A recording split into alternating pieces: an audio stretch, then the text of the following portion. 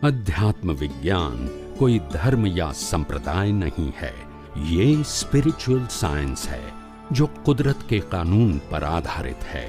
ये विज्ञान पूरे ब्रह्मांड के सभी रहस्यों को उजागर करता है और जीवन के सभी पहलुओं को समझने के लिए एक नई दृष्टि देता है। इसी को आर्ट ऑफ विजन कहते हैं, दुनिया को देखने की एक नई दृष्टि, जो अध्यात्म विज्ञानी परम पूज्य स्वामी श्री कमलेशानंद जी के निर्देशन में सनातन सत्य का अनुसंधान कर हमारे जीवन को प्रकाशित करे। जय सच्चिदानंद।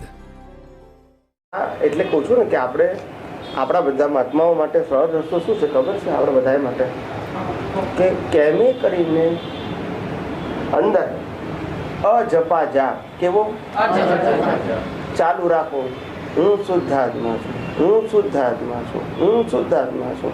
પછી એ જાપ કેવો થાય? વિચાર આવ્યો સારો ખરાબ, હું મનથી સર્વથા મુક્ત એવો શુદ્ધાત્મા છું। સારું ખરાબ બોલાઈ ગયું, હું વાણીથી સર્વથા મુક્ત એવો શુદ્ધાત્મા છું। વર્તન થઈ ગયું, હું કાયાથી સર્વથા મુક્ત એવો શુદ્ધાત્મા। અંદર અજપા જાપ, ભાષામાં નહીં બોલવાનું, ખ્યાલ આવે છે?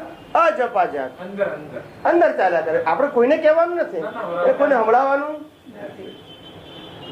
આ તો અમારી જે જાગૃતિના પ્રમાણ છે તમને કહું છું। અજપા જાપ ચાલ્યા છૂટા પણ રહ્યા કરે। અજપા જપનું ફરી અજપા જપ વાળો બહુ સરસ યાદ। અજપા જાપ એટલે શું કે અંદર આમ ઊંઘતા હોય, જાગતા હોય, ખાતા હોય, પીતા હોય, ચાલતા હોય, સાંભળતા હોય, વાંચતા હોય, કોઈ પણ ક્રિયા કરતા હોય, અંદર હું શુદ્ધ આત્મા છું, હું શુદ્ધ આત્મા છું, હું શુદ્ધ આત્મા છું ચાલ્યા જ કરતું હોય। અજપા જાપ કેવા આપણે કરવાના, આપણે માળા ગણીએ ને એવું કરવાનું ના હોય। અને પાછા કેવા જાપ હોય? પછી આપણે બેઠા હોય, હું શુદ્ધ આત્મા છું, શુદ્ધ આત્મા છું, શુદ્ધ આત્મા છું, વિચાર આવે ખરાબ અંદર કે સારો વિચાર આવે, ખ્યાલ આવે કે વિચાર એ મનનો સ્વભાવ છે, તેનાથી સર્વથા મુક્ત એવું શુદ્ધ આત્મા।